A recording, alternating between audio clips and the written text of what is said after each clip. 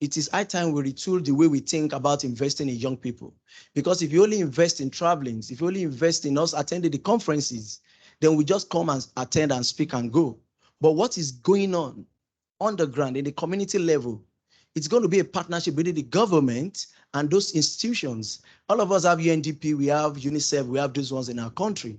How do we influence them to look at this grassroots conversation? Because that is the only way you can redesign and restructure our mind, not to be asking for money every time.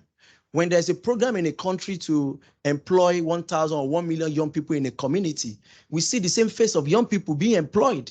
But what happened to those people that are in the local community that are turning investment to opportunities for people?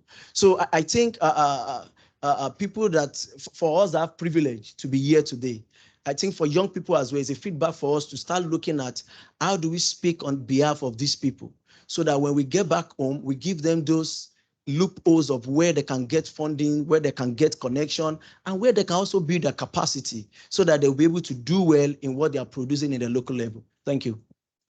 I hear your points, and it's very important to understand that. And you said something about advocacy earlier, and you talked about capacity enhancement. You talked about capacity sharing, but one of the key elements of capacity sharing as well is how you go back and you share the information you've received with your community, your local governments. And I will ask Jabri really quickly to tell us because you said that you will have a pavilion for youth and all that. What are the key activities that you want to see youth to come with at the COP during that on that pavilion to share with the youth? Thank you so much.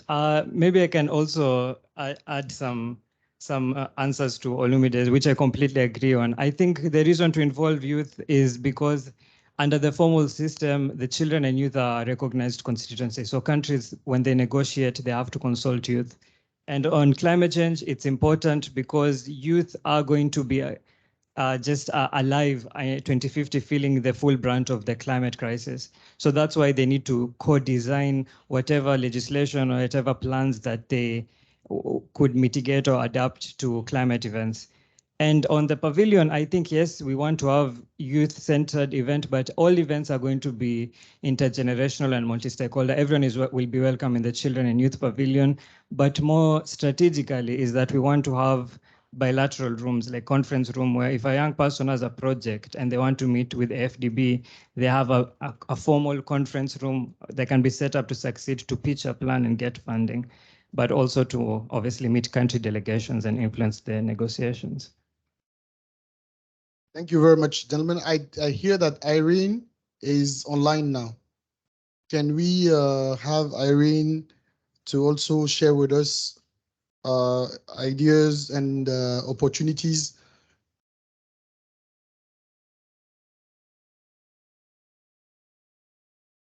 Okay, we are not getting Irene. So I will take one or two questions to these two gentlemen, if you have any. Any questions? One question?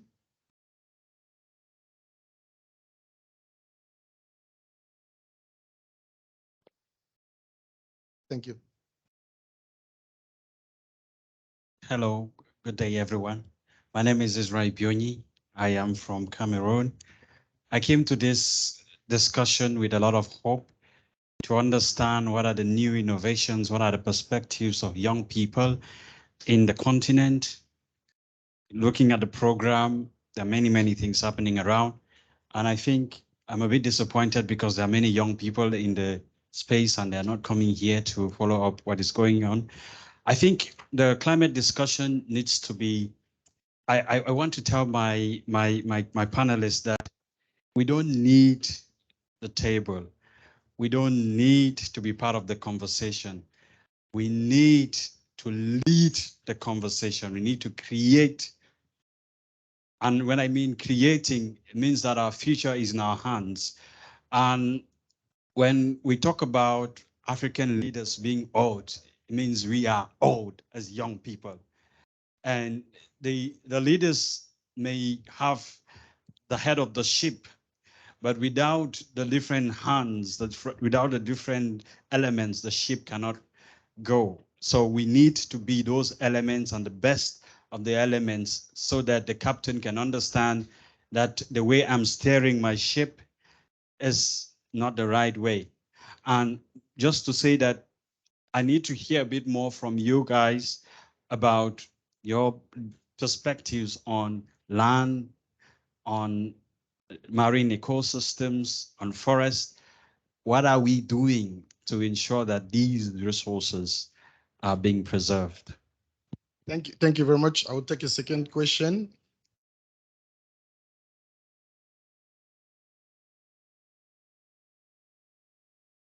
Bonjour à tous.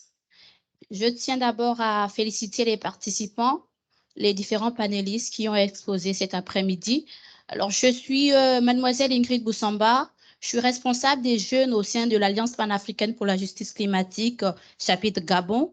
Alors aujourd'hui, on parle de renforcement des capacités des jeunes dans la lutte contre les changements climatiques pour qu'ils puissent s'engager dans la mise en œuvre des politiques. Mais les jeunes n'ont pas leur place seulement dans la mise en œuvre. Au niveau des réflexions, on veut être impliqué au niveau de la mise en œuvre, mais également au niveau de l'évaluation. Est-ce que les politiques qu'on a décidé de prendre tous ensemble, est-ce qu'on a respecté? Est-ce que les jeunes ont été impliqués dans tout le processus? Est-ce que les politiques qui ont été mises en œuvre, les jeunes ont pris leur part active? Est-ce que les jeunes ont leur mot à dire si les politiques n'ont pas été respectées? Donc, j'aimerais que les jeunes puissent avoir leur place dans tout le processus. Donc, on est ensemble, on réfléchit sur les politiques. Sur le terrain également, on pose des actions en associant les jeunes et au niveau de l'évaluation pour voir si nous avons respecté nos processus. Donc, c'est cette contribution-là que j'aimerais apporter. Je vous remercie.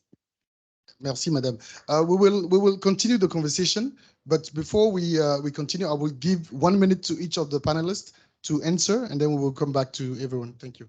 Thank you very much. I'm sorry to my sister, I was not able to hear that question. But your question about kind of sectoral approaches to climate action, I guess it depends. If you're looking at the country level, then the countries have to decide what they do in terms of climate action in their own countries. But for the climate champions, non-state actor engagement, then I would just highly encourage you to join Yango, first of all, the official UNFCCC Youth Constituency. That's the first way you can be involved in the conversation. And if you're interested in a particular sector, there are working groups under Yango. But if you have, for example, if you are a civil, I'm not sure if you are running a civil society organization or a company, then you can also join the Marrakesh Partnership. These are non-state actors that are involved in the formal process. So it just depends on in what capacity you want to be engaged, and you can also be involved in the solution, because I think Olumide and I are just enablers and try to give you the platform, but we can't actually do the thing on the ground. Okay, thank you very much. I definitely understand where you're coming from. And I think if you are looking at, we have different kind of networks across, especially for Africa, and we have some specific networks for different sectors. So I think you just need to look at the one that is related to what you're talking. And we have our platform, African Youth Initiative on Climate Change. We have different set of young people. Like I think last year with the support of High Level Champion, we came up with a book called the Green Book. After this, I can share the documents with you to see what we were able to collate from young people, what they are doing across Africa. And we are planning to do that again this year. But the only thing we can do, like I said when I was talking, is for us that have the privilege to be here today. We can speak for these people that are actually facing the consequences of what we see back home. And that's why I said we don't need to keep talking, but we need to start doing, most especially investments. There are a lot of things, like you're talking about forestry. How many young people are doing business around forestry?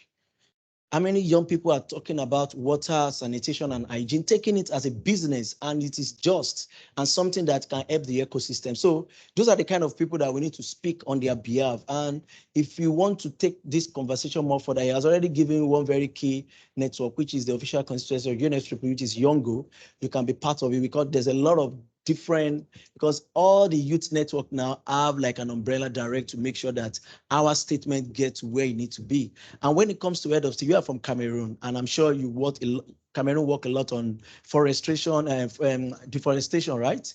And I think that's one of the, I'm challenging you now as a friend and a brother to start looking at what can you speak on or what can you do when it comes to the issue of forest and other related issues in your country, so that all these platforms can also help you to amplify what you are doing and attract more investors into what you are doing. Thank you. Thank you very much, gentlemen. I can hear that Irene is online, and we will listen to Irene for 5 minutes before we continue this conversation. Marcelin, is he online? Can you hear me? Can you hear me? Hello. Can you All hear right. me? So we'll continue, but before is he online now? Okay. I'm online. Can you hear me?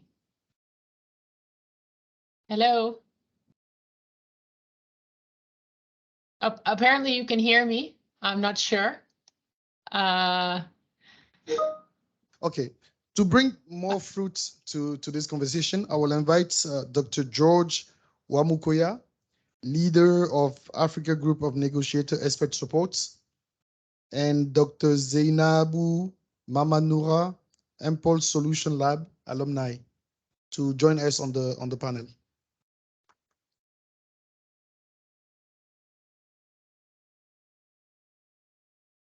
Thank you very much.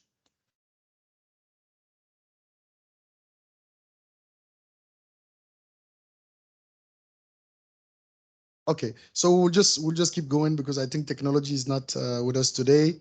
So I will quickly ask. I don't know if Jabri, you want to stay with us to continue the conversation, or thank you very much for joining us today, and I'm sure people will have more questions to ask. Olumide, you stay with me. You're not going. I will excuse Jabri, but come closer. Thank you.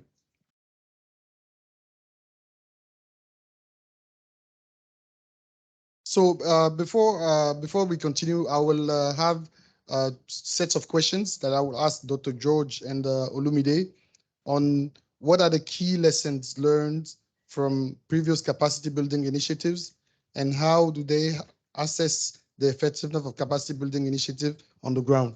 Dr. George, you have the floor. Yeah, thank you very much. I'm one of the fossils in the UNFCCC. So yeah, I think what's important is that personally I've been involved in many capacity building initiatives, both within the academia, but also outside. But also for many years, I lead the African Group of Negotiators on Agriculture.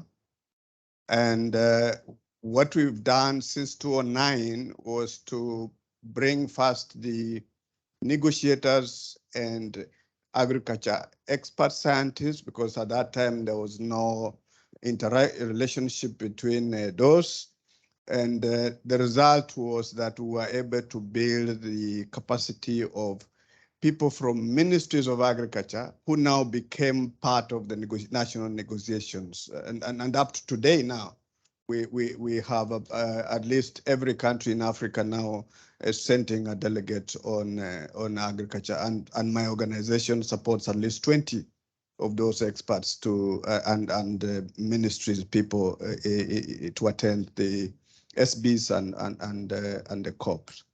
And because whenever we used to have the preparatory meetings, we would take, if it's a 3-day, then we would take a whole day trying to build capacity, people to understand the UNFCCC process and how do they craft a common Africa position and the rest. And we realized that it was not adequate. And as a result of that, with the support of IDRC, we started a leadership program, which is dedicated now, specifically it's a 7-week training, very intensive, and it covers aspects of climate science. We don't want to make people climate scientists, but we want them to understand what the climate science is. Otherwise, you go into negotiations and you, instead of talking about climate change, you talk about variability. We want to make sure those terminologies are very clear so that you have a proper interaction. Then the second thing we do is the whole question of leadership and negotiation skills, those soft skills, very important, because you can lose your country position in a room simply because you have not understood how to present your position. And as a consequence, we step on that. And then the third area which we focus on is understanding the international and national processes, because you can talk a lot, and I know, I mean, I've been in this space for quite a long time. When I hear some people talk, I'm not sure we are talking about the same thing, because they don't relate at all with the international process nor the national process where they come from. And yet you say you are very passionate about climate change. And so we deal with national processes. And more importantly, we look at the NDCs and the LTS. How do you get the spaces, the entry points, and all those? And how do you get your message to feed? You know, you want influence, but if you don't know how to influence the policy process because you don't understand the policy design cycle, then you may be nice, but you can't be helped. And then based on that, then what we do is we look at the enablers, which is the finance, we look at the technology, and finally we look at gender, because those are very, very important aspects. And then finally, the whole question of monitoring and evaluation with respect to adaptation, and then MRV with respect to mitigation. But then, so when we started in 2020, we now have trained over 517 people from across 50 countries in Africa. It's one of the projects that has been identified by even the African Union that its growth was so big. And as a result of that, we have received two requests. One, those who went through the course have requested that we do a kind of an advanced course of what we are offering, which we are now looking at. But on the part of governments, they have said we still need to strengthen the capacity of our people on the policy process, but also moving into implementation. And so we are now, with support from a number of our partners, we are starting 5 sub-regional NDC delivery labs, where we'll be looking at a country's NDC and asking questions. Are these realistic, what you've put here? And what are the key investment areas that can transition your country to that low carbon that is anticipated under your target? And that lab, we have set 2 areas that have kind of firewall. One for youth and for women, where they come in and they kind of have a space to think about what the policy is talking about and what solutions can they offer. And then that goes into investment plan, and then we move into the climate financing, which we're working with a number of partners so that we translate the current NDCs into implementable and delivery systems that go on the ground. Thank you very much. Thank you very much, Dr. George. Now, Olumide, from what Dr. George shared, I hear we need to tailor-made capacity building processes and capacity building initiatives, and we need to take into consideration all stakeholders. And you as a recipient, what are the lessons learned from your end on capacity building processes, capacity building initiatives that exist that you can share with us? Okay, thank you very much. Let me first of all say a great thank you to Dr. George. I'm one of your present students. Yeah, we are supposed to be in class today. No. So let me also commend your lecture on the climate finance. And I can tell you that, when I was talking more of implementation. And I'm so happy because we are now moving from policy conversation to implementation, which I can say that is one of my take home from the classes you have been attending. Very bulky. I think we only have 1 hour break every day. And I can say that it's something that is very, very interesting. I just want to tell us that if you are also available for the next cohort, you can try to apply and see how those training is actually. And the interesting thing about this capacity building is that we don't need to travel anywhere. All these things are online. And I can tell you that for me personally, it has actually given me the opportunity to know how to engage with my government when it comes to policy, and to also, come up with initiative and ideas on how government can work with young people. Because, it has look as if it's only money we ask for from the government anytime we talk to them.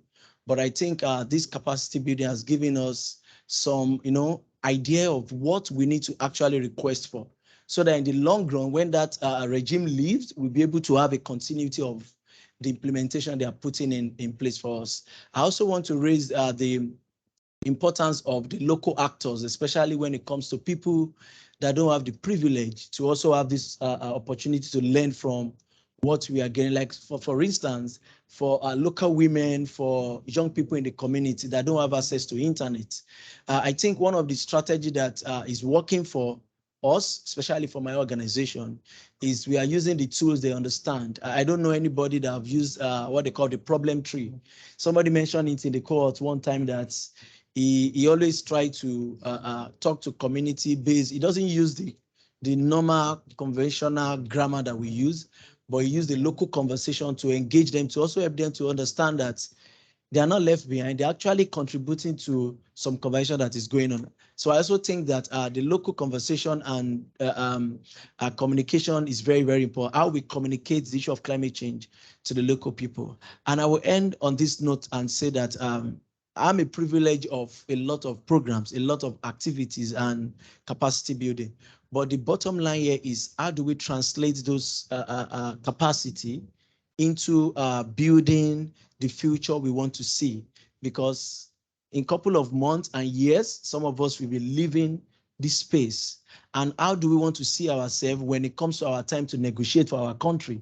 How do we now start to implement and invest in some other young people that become? So for me, I think I appreciate Agnes for that opportunity, and also to see how you can engage more than 5,000 that you have done to improve more, so that it will be beyond 50 countries, and we go to almost all the countries in Africa. And so that I don't know how many of us have passed through that cohort here, the climate change leadership program that is going on. You're part of it. So it's something that I think the next one that is coming up, we should look forward to engage ourselves. Number one, you are going to gain from there is the expert that are actually training us. They are using local examples. They are not talking about the big grammars out there. And we also have the opportunity to actually relate those conversations to what is happening in our country. For instance, for my country in Nigeria, I was able to engage on the NDC conversation and the 7 sectors that we work upon. After we've already, implement, people are talking about how the NDC, this program has also helped us to see, okay, how can we move further on the NDC issue? And also the net zero conversation. I remember my president talked about 2060. No, now the conversation now is, how can we as young people build our capacity to be part of the implementation moving forward, so that before 2060, we will see ourselves as part of the implementation, not just they pass it on our behalf and we don't know what is going on. So thanks to Dr. George and all other institutions that have been investing in capacity of young people across Africa. Thank you so much. Thank you very much. Now, Dr. Zinab, we've heard from the delivery side. We've heard from the recipient side as well. What are the key lessons in capacity building? Now, can you share with us a concrete solution that is available, and how they can push young people, especially help them when they want to be entrepreneurs in this sector? Thank you very much. For the first time, I have to pitch my solution on English. But I see that here we have the possibility to have the traduction. But I have a lot of young people in my country which couldn't have this traduction. So I will speak in French, and I invite you to hear to me. Okay. Right? Okay. Donc, au départ, je devais parler en anglais, mais pour donner la possibilité à ceux qui nous suivent en ligne de pouvoir m'écouter en français, donc je vais vous présenter ma solution, une solution concrète que j'ai pu mettre en œuvre grâce au Solution Lab, qui est le programme de leadership en changement climatique dans lequel j'ai eu la chance de participer. Alors, je vais aller d'abord vers un exemple simple pour retentir vers la solution. C'est à peu près 12 millions de personnes, de femmes enceintes qui sont infectées par le paludisme en 2019 en Afrique subsaharienne. Donc, imaginez cette petite fille qui a été mariée très jeune, qui vit dans des conditions vraiment misérables, pas d'accès à l'eau, pas d'électricité, pas d'éducation, et qui tombe enceinte et qui est infectée, qui vit avec le paludisme, avec toutes les complications qui peuvent venir, que ce soit l'anémie jusqu'au décès maternel-fœtal.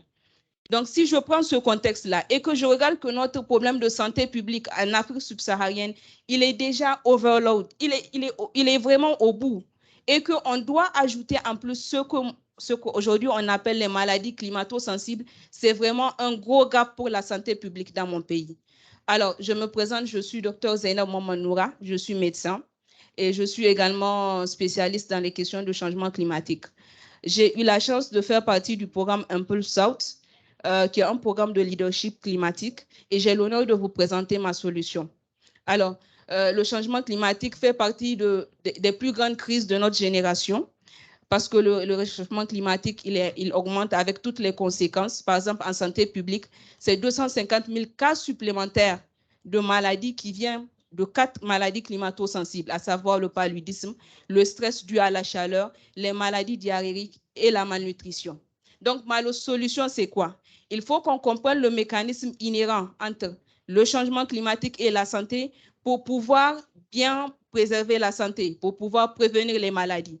Donc, je propose de mettre en place un centre de recherche en changement climatique et santé, d'un côté, et de l'autre côté, nous avons de l'investissement des professionnels de santé eux-mêmes, des étudiants, des médecins et tout. Parce que dans mon pays, les maladies climato-sensibles sont encore un thème que les gens ne comprennent pas. Donc, c'est de motiver ces professionnels de santé et ces étudiants-là à s'investir dans la recherche, mais également sur une longue durée dans les négociations. Donc, ce centre va, d'un côté, mettre en place des cafés sciences, mettre en place un système de mentorat, un système de formation pour ces professionnels de santé, d'un côté, et de l'autre côté, on va mettre en place une plateforme numérique qui va recenser, grâce à la direction de la météorologie nigérienne, ainsi que la direction de la riposte et de la surveillance aux épidémies de mon pays, pour mettre en place des données scientifiques qui sont correctes, pour pouvoir permettre aux personnes de pouvoir accéder à ces données, de mener des recherches pour mieux comprendre le phénomène.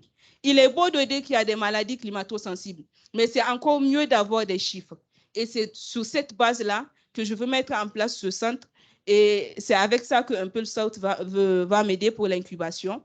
C'est vraiment des cours que j'ai suivis, comme il l'a dit.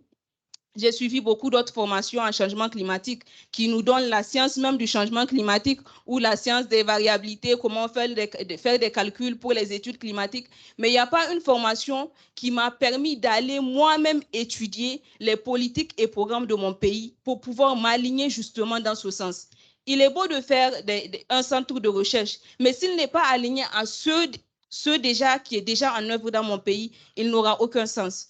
Et c'est dans ce cadre que je vous remercie vraiment Impulse South pour ce programme. Et j'espère qu'autant les modules et autant la formation ont été de qualité, j'espère que l'incubation sera également vraiment ce qu'on attend pour pouvoir mettre en œuvre ce centre et pouvoir le présenter. Je suis sûre, vous allez vous demander c'est quoi le nom de ce centre. Alors, je l'ai appelé Magaria Project. Magaria Project, c'est quoi? Dans ma langue natale, Magaria, ça veut dire le jujubetrie. Le jujubier. Donc, ce jujubier, il a des propriétés médicinales. en Afrique, il est très béni. Et de l'autre côté, il résiste aux effets de la dégradation des terres. Donc, je voudrais allier ces propriétés sur la santé et ces propriétés pour s'adapter au changement climatique pour en faire un projet. Et il y a une super équipe qui est derrière. J'ai une juriste de l'environnement. Il y a un agroécologiste qui est spécialiste de la sécurité alimentaire et de l'économie rurale. Et il y a moi qui suis médecin. Je suis spécialiste des questions de changement climatique. J'ai plus de 15 ans en leadership climatique dans mon pays, depuis l'âge de 9 ans. Donc, j'ai également soutenu ma thèse de de doctorat sur les maladies climato-sensibles. Et c'était vraiment une thèse qui était innovante. J'ai dû utiliser un logiciel qui est très costaud, RStudio, que j'ai dû apprendre pour les besoins de la thèse. J'ai fait une année en train de l'apprendre. Ensuite, j'ai mis en œuvre des données de paludisme confirmé, de paludisme présumé. C'était une tâche vraiment harassante. À un moment donné, on a envie d'abandonner. Mais comme l'a dit quelqu'un, on peut tous contribuer dans cette lutte contre le changement climatique. On n'a pas besoin d'aller à une conférence pour le faire. Personne ne m'a demandé de faire cette recherche. C'était une passion que j'avais, c'était une passion depuis le bas âge et je l'ai mise en œuvre. Et si c'était à refaire, j'ai fait 3 ans en train de faire ma thèse. Mes camarades sont tous passés, ils m'ont laissé, mais ce n'était pas grave. Je suis arrivée et je suis vraiment contente du résultat. Voilà. Merci beaucoup, docteur. Merci beaucoup, docteur Zinab. Pour des contraintes de temps, on va continuer cette conversation dehors. On va laisser les panélistes, on va leur poser des questions. Mais avant de clôturer, j'aimerais inviter Madame Roberta Iana. Vous venez nous donner le mot de fin.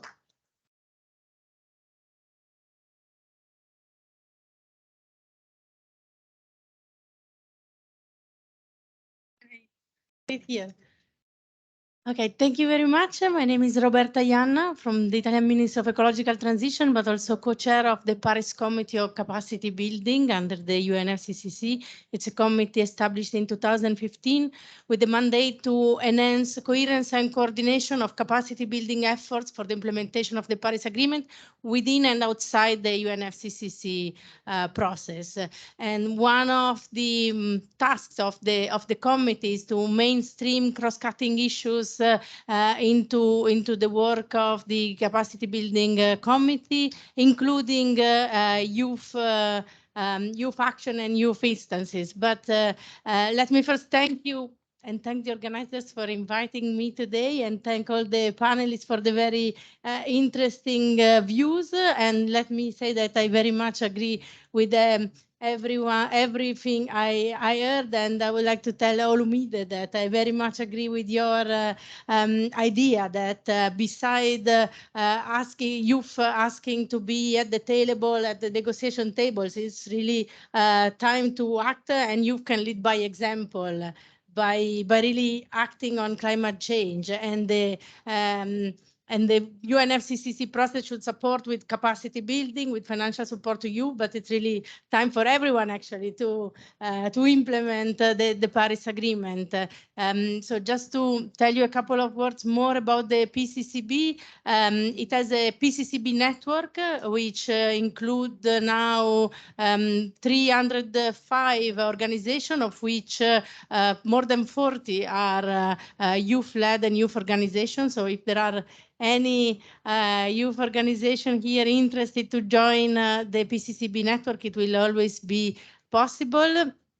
And I invite you also to go to the web page of the PCCB to learn more about it, about the outreach the PCCB does with the outside of the UNFCCC process. And in view of COP27, there will be a capacity building hub. The 1st of September, we will launch the call for interest to collect proposal and application for side event to be hosted at the capacity building hub, which I think together with the youth pavilion at COP27 will give lots of opportunities to youth to have their voice and particularly to show how they are acting already and leading by example, as I said before. Thank you very much. Thank you. Thank you very much to all our 5 speakers.